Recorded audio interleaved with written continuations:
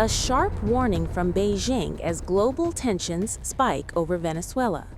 China is openly challenging the United States after the dramatic capture of Venezuelan President Nicolás Maduro, declaring that no nation has the right to police the world. The comments mark China's strongest pushback yet against Washington's intervention.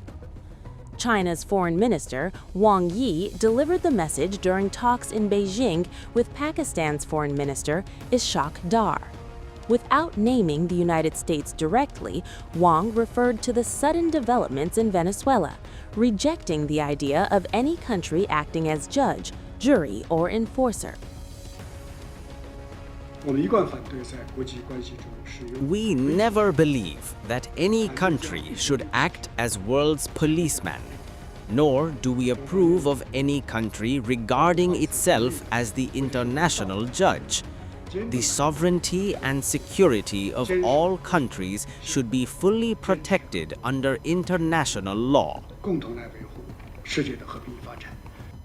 Wang stressed that sovereignty and security must be protected under international law.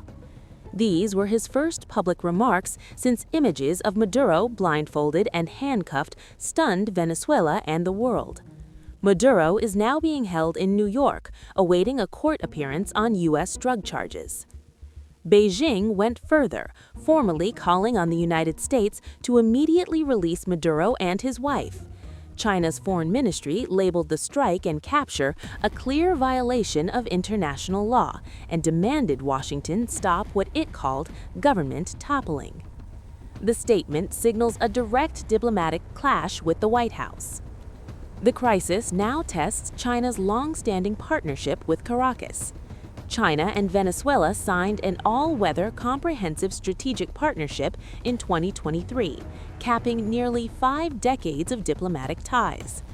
That relationship now faces uncertainty after President Donald Trump said the U.S. would oversee Venezuela's government for now. China also has deep economic stakes. Beijing has been a lifeline for Venezuela since Western sanctions intensified in 2017, buying roughly $1.6 billion in goods last year, nearly half of it crude oil. Chinese state oil firms have invested billions more, tying Beijing closely to Venezuela's fate. Analysts say China sees the Venezuela crisis as a test of its global ambitions and a moment to counter U.S. dominance. By opposing force and calling for restraint, Beijing is positioning itself as an alternative power broker. The question now, will this showdown redefine how far China is willing to go to defend its partners?